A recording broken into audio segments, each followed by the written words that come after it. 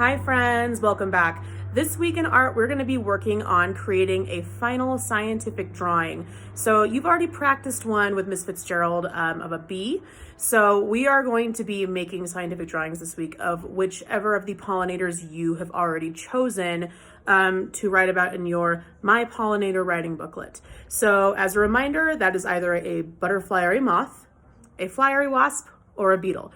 I am going to be showing you a drawing of a hummingbird because Miss Fitzgerald used that for your writing sample. So I'm going to be doing that, but you have already made your choice based on what you put in your pollinator writing booklet. So I'll show you the beginning of my drawing in just a moment and we'll go from there. All right, friends, so here's the beginning of my hummingbird outline. Notice that I started using very, very basic shapes, which I know you've talked about with Miss Fitzgerald in terms of beginning your scientific drawing, which is absolutely correct. Those can be geometric shapes like circle, square, rectangle, triangle, etc., or they can be more organic shapes. And organic shapes are still shapes like these, but they don't belong in the rigid geometric category. So I made a very loose outline of my hummingbird. It doesn't have a lot of detail yet, but this is how we need to start. So I'll show you what mine looks like after I've added some more details.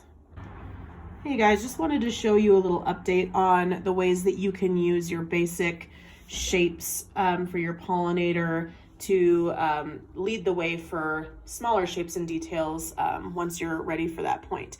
So I have my main wing shapes, and now I'm starting to fill those spaces in between with those smaller feather details. So, excuse me, sorry.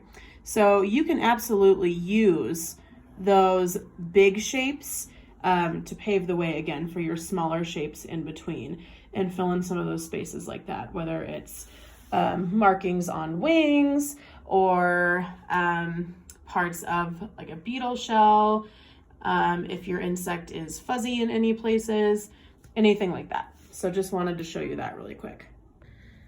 Hey friends, just giving you an update. So I have begun to add color to my scientific artwork. So I am choosing to actually use some watercolor.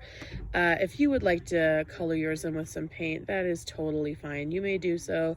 Otherwise, you can use any sort of colored drawing medias too, like markers or colored pencils. Just make sure that you're controlled and that you take your time and that we're not scribbling and that we're intentional with our marks. And intentional means that we are doing things on purpose. So I will give you another update once I've filled in some more color on my little hummingbird. All right, thanks friends. All right, friends, this is my finished product. Make sure that you add a background around your pollinator, and it would be a good idea to have it interacting with some pollen in some way. So I've got my hummingbird lowered and sticking its little beak into a flower. So once you're done with your final drawing or painting, whichever you choose to do, you're going to want to add labels. So my paper is still a little bit wet, and I think I might choose to do digital labeling so that my writing is really, really clear. So you can choose to make labels for the body parts of your pollinator using a pencil or a marker or pen if you would like on top of your art, or if you would like to take a picture of it and use digital writing to make labels, that is completely fine as well. So once you have your scientific drawing or painting finished, make sure you add labels in some way and then upload it here to Seesaw. Thanks friends, I'll see you next week. Bye.